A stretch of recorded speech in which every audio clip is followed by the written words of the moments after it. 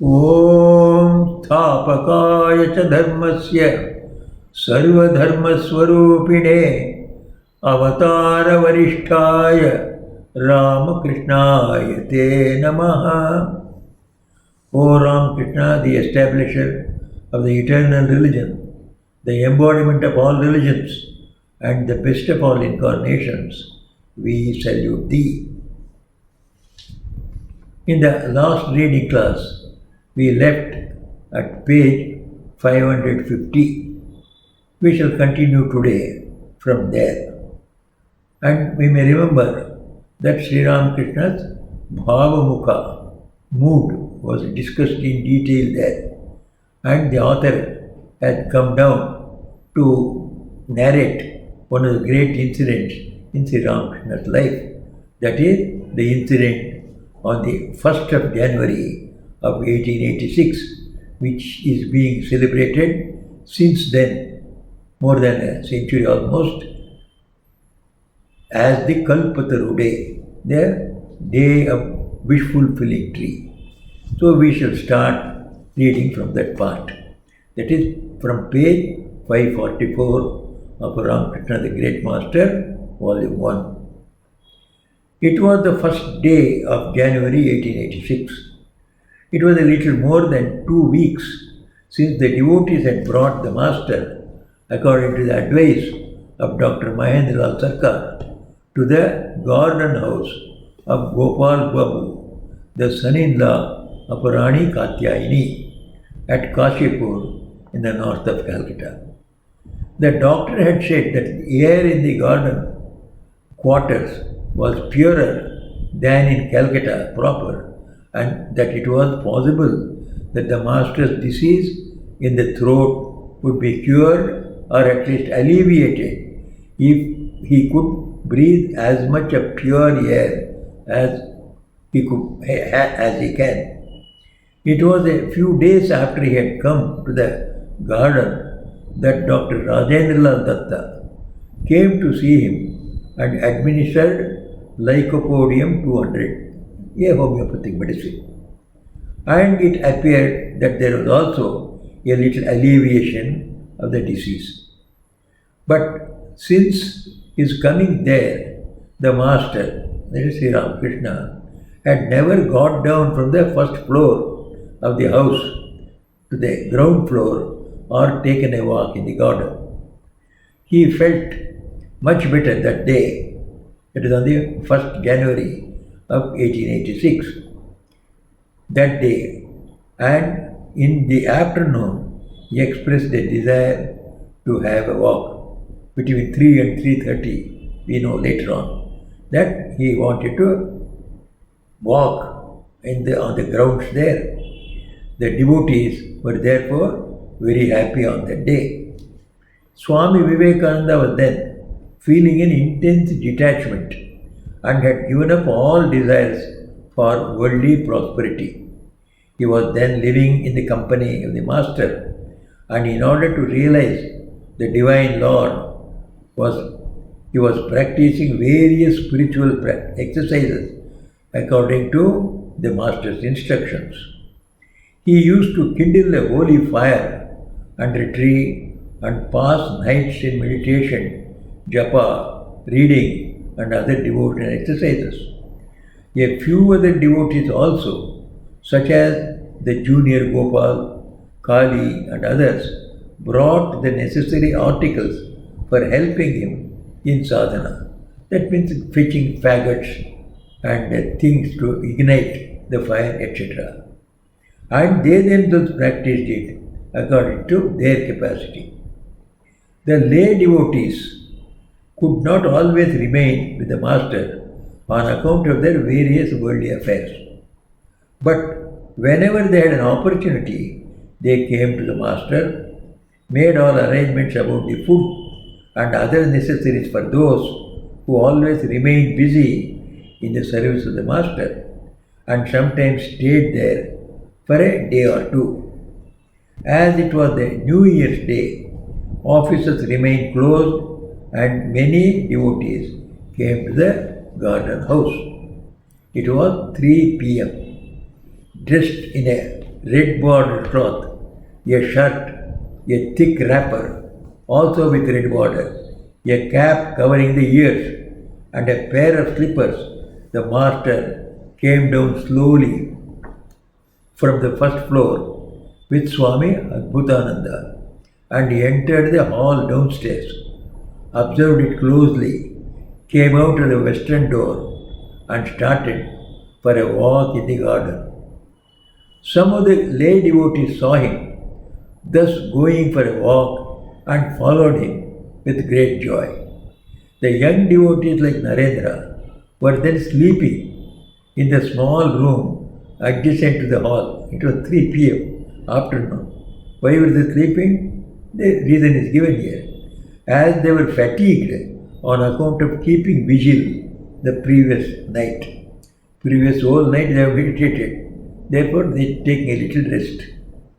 When he saw that the lay devotees were going with the master, Adbhutananda thought it unnecessary for him to go further with the master and returned from the southern bank of the small pond in front of the hall, called and took with him another young devotee, and both busied themselves in sweeping and cleaning the master's room when he was out, upstairs, and sunning the master's bedding and clothing. They were more busy with serving the master than accompanying him and enjoying his words of wisdom. How selflessness is there in these young boys. Of all the lay devotees, Girish was then feeling the greatest attachment to God. At one time, the master highly praised his wonderful faith and said to other devotees, Girish has more than 100% faith. People will hereafter be surprised to see his spiritual progress because of his great faith. On account of the great surge of faith and devotion, Girish always looked upon the Master as the Divine Lord Himself, incarnated through His grace to liberate souls from the bondage of the world. And although forbidden by the Master, he expressed publicly that conviction of his to one and all. He used to say he is the incarnation for uplifting, redeeming the fallen. Patita Pavan. He used to spread this news to everybody. Girish was also present in the garden on that day and was sitting and conversing under a mango tree with Ram and a few other lay devotees. Surrounded by the devotees, the master was slowly proceeding by the broad path in the garden towards the gate and came to the middle of that path, near the mango tree, where he saw Ram and Girish under its shade. He then addressed Girish and said, Girish, what have you seen in me, on account of which you say publicly so many things that I am an incarnation and so on to one and all?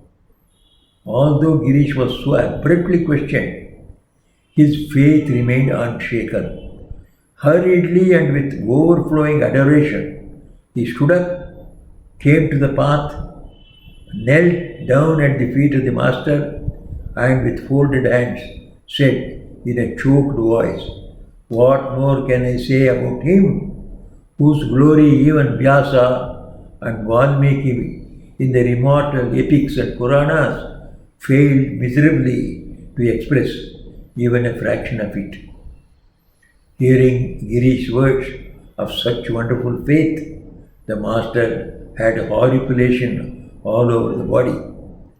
His mind ascended to a high plane and he was in Samadhi. Then, seeing the Master's face illumined with a divine halo, Girish cried out in great joy, Glory to Sri Ramakrishna, glory to Sri Ramakrishna, and took the dust of his feet again and again. In the meanwhile, in a state of divine semi-consciousness, The master looked at all present and said smilingly, "What more shall I say to you? May all of you be spiritually awakened." When the devotees heard those words of blessing, destroying their fear of the world, they raised with great joy repeated cries of "Glory to Sri Ramakrishna, glory to Sri Ramakrishna." Some of them saluted him, some showered flowers, some again came and touched his feet. No sooner had the first devotee touched his feet and stood up than the master, in the state of divine semi-consciousness, touched the devotee's breast and passing his hand in the upward direction said, "Awake, awake." As soon as the second person came and saluted him and stood up, he did the same thing to him. So also to the third and to the fourth. In this way he touched one after another all of those who approached him like this. And there arose by that marvelous touch a wonderful mood in the mind of each. Some of them began to laugh, some began to weep, some began to meditate, and some again to call aloud all others in order that they might also be blessed by receiving the grace of the Master. The sea of gratuitous mercy and share the bliss that was overflowing.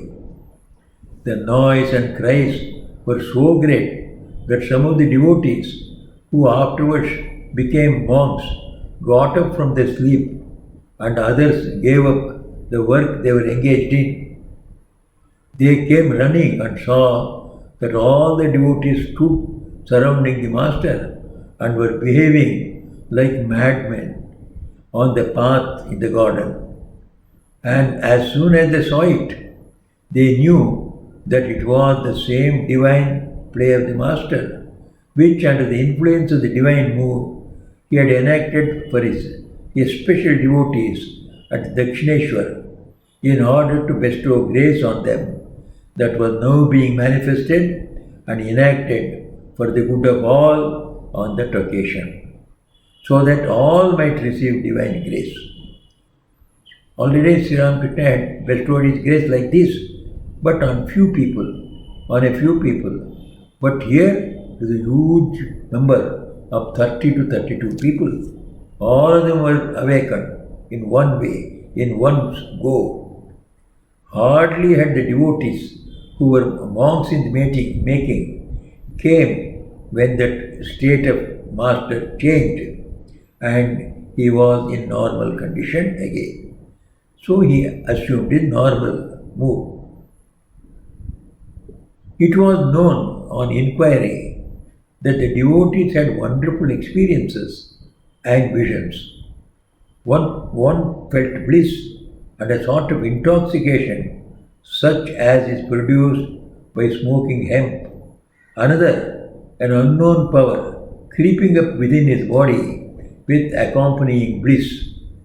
Others saw ecstatic visions the moment they shut their eyes, one of light, another of shining form of God he had been meditating upon, but had not been able to see, all hitherto unseen, unheard of, and unfelt experiences.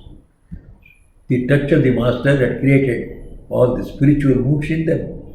It was, however, clear that although each had a different vision and experience, the feeling of being filled with an extraordinary divine bliss was common to all.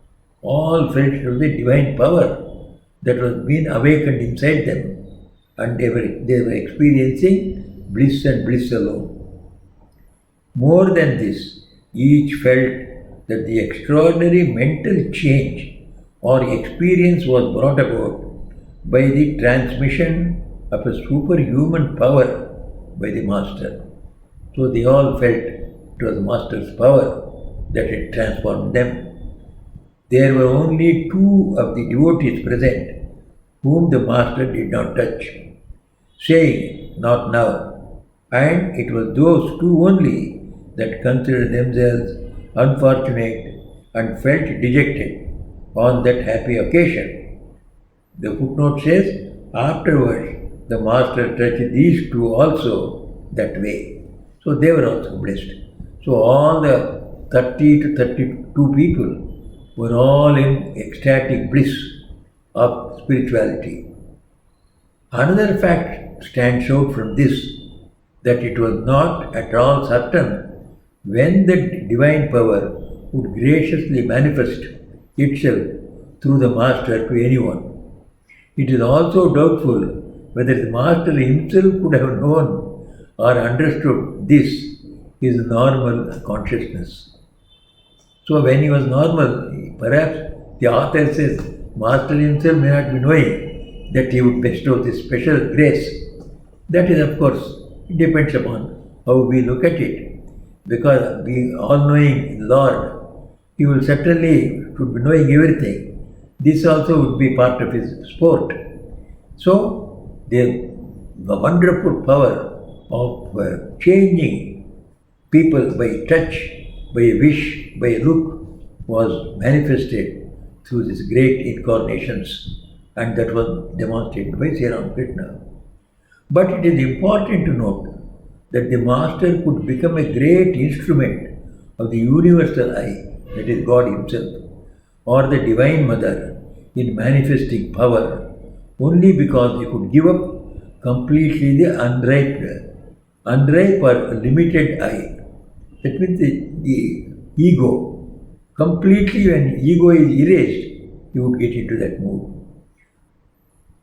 And that wonderful manifestation through him of the aspect of the Divine Mother as the spiritual teacher of the people and of the world became a fact because he completely gave up that unripe I, that is egotism, and converted himself into the humblest of the humble. The history of the religions of the world is an eternal witness to the fact that it was only by the merging of the limited I-ness in this way that the mood or the power of the spiritual teacher became manifest in the lives of all incarnations of all religions. So it is universal truth. It was not only for Sri Ramakrishna. If we read the history of their previous incarnations, whenever they have obliterated their ego completely, they have become the incarnations, representatives of God, the God's children, my son of God, they say. So they became the child of God who could bestow grace upon anyone they liked. We have been hearing it from time immemorial that one cannot realize spirituality or God if one has the belief that the spiritual teacher is a mere human being. We have always been repeating with or without faith the hymn, the spiritual teacher is Brahma, spiritual teacher is Vishnu, spiritual teacher is Maheshwara. Guru Brahma, Guru Vishnu, Guru Devo Maheshwara. With reference to the teacher who initiates us in mantras. Many who, after the spell of a foreign education, gave up their own national culture and education, which are based upon religion, regarded it to be a great sin to use such words with reference to a particular human being, and were not slow to judge, to indulge in noisy controversies. For who then knew that though it manifested through the personalities of some human beings, the mood of the spiritual teacher was not anything within the realm of human consciousness? Who then knew that it was the Divine Mother who had manifested herself fully in the mood or power of a spiritual teacher through his body and mind, made wholly pure, awakened and free from the tinge of egoism, for the purpose of bestowing peace by the removal of the three kinds of miseries, Adibhautika, Adhyatmika, Adidaivika, they call it. Three miseries that were continuously scorching like fires the human minds beyond bound tightly by the chains of Maya. Even as she manifested herself as water, air, food, and other material articles for the upkeep and maintenance of the bodies of all beings, she was also vouchsafing such teachers also for humankind. And who then knew that one became the instrument for the manifestation of that mood or power in exact proportion to one's capacity to give up one's egoism or the unripe eye. So nobody knew at that time. Ordinarily a very little, a drop or two, so to speak, of the divine power is manifest in the minds of persons liberated in life. That means the Jivan Muktas, the saintly persons, many. So this power is manifested, but in a small degree in the saints. This is why it eludes our understanding.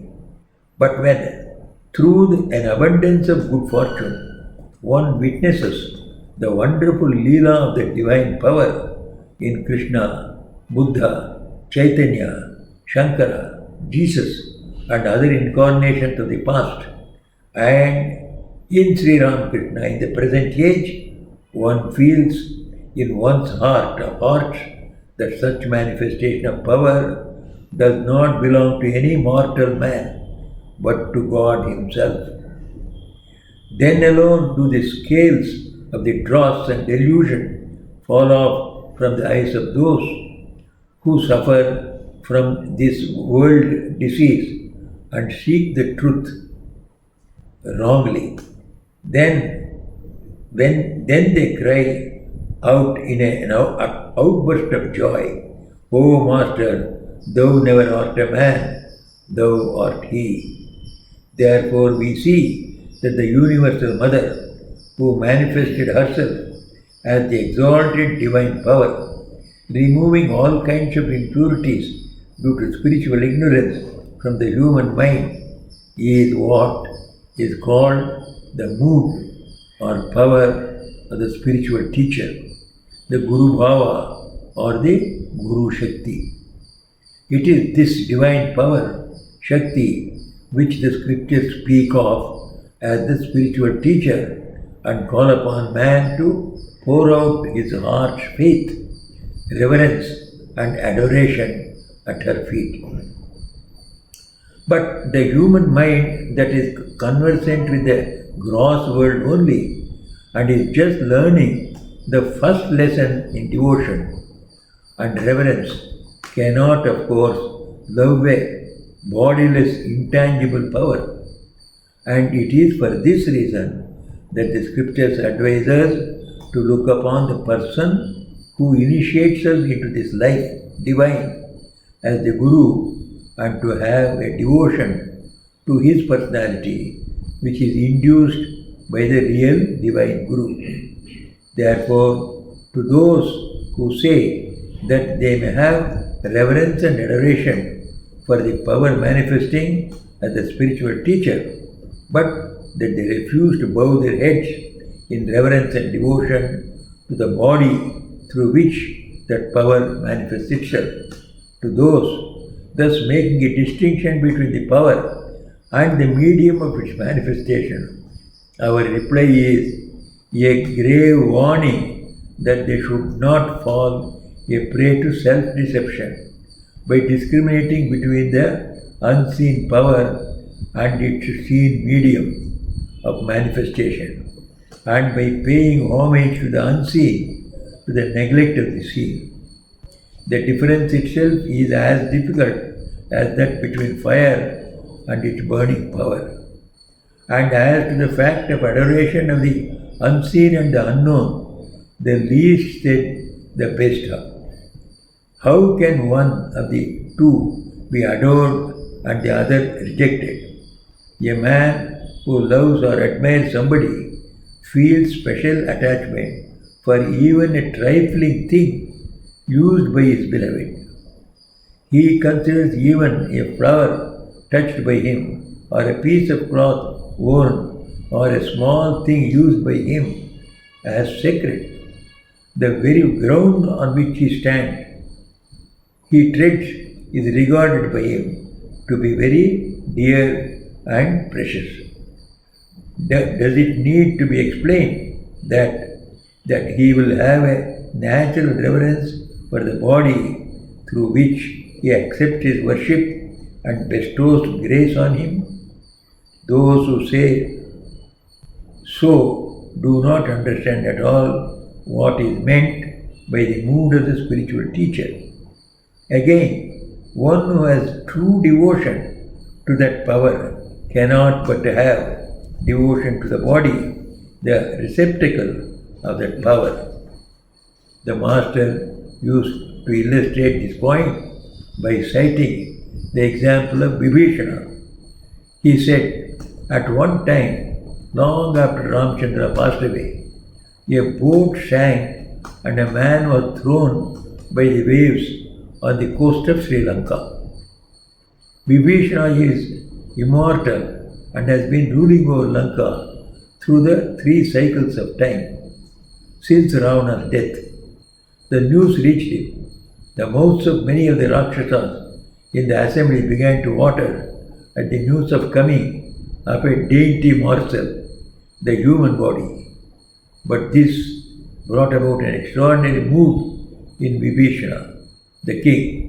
He began to say again and again, with tears in his eyes and voice choked with devotion, "Oh, the luck, oh, the accumulation of good fortune." The Rakshasas could not understand his feeling and were dumbfounded.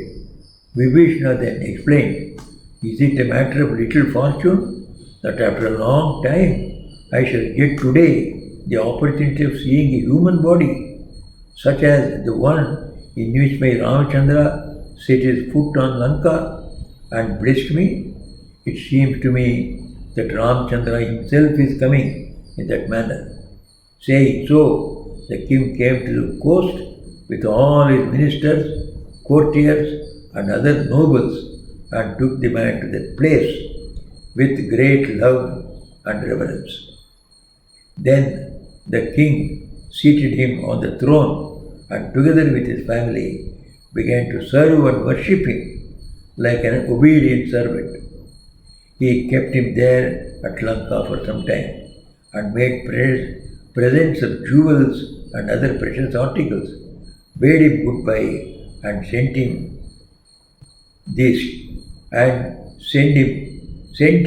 home escorted by his servants. Finishing the story, the master remarked, "This happens when there is true devotion. One then remembers God through the association of even a trifling thing and becomes filled with the love and devotion. Haven't you heard that Sri Chaitanya was in ecstasy, saying, 'Drums are made of this earth'?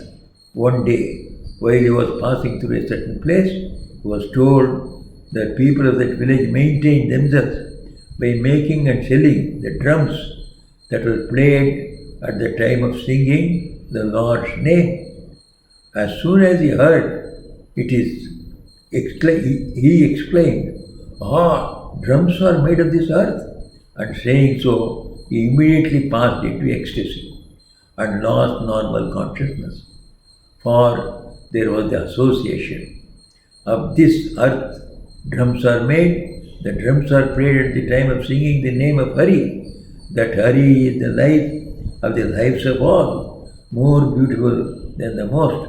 All these thoughts at once passed through his mind, from which he became completely concentrated in Hari. A man who has such devotion to his Guru cannot but remember him through association, not only when he sees his relatives, but also when he sees an ordinary man of the Guru's native village. and out of his respect for the Guru, he salutes the villager, takes the dust of his feet, feeds him, and serves him in every other way. When this state is reached, one does not see any shortcomings in one's spiritual teacher. Then the truth of the proverb, my spiritual teacher is Nityananda, even if he frequents a tavern, applies to him. Otherwise, a human being cannot but have good and bad qualities. But just as everything looks yellow to a jaundiced eye, so he, owing to his overflowing devotion to the Lord, sees God and not man in the Guru. His devotion then shows him that it is God who has become the whole universe. It is He alone who has become the spiritual teacher, father, mother, man, cattle, everything, sentient or insentient. So, about the association of ideas and how Sri Ramakrishna's body reminded one of the Supreme Spirit called Ishvara, Parabrahma. Sri Ramakrishna was the fullest manifestation of incarnation. So the incarnation power through Sri Ramakrishna has been explained here, and much more explanations will come. We will take it up in our next class. Niranjanam nityamanantarupam bhaktanukampadhrita vigraham vai Ishavataram parameshamidhyam tam Ramakrishnam shirasa namamaha. O Ramakrishna, the taintless one, the eternal one, the one with infinite forms, the one who has assumed form for the devotees, the one who is incarnate of the Supreme Soul, and the one who is the adorable Lord of all. We salute you, bowing our heads before thee.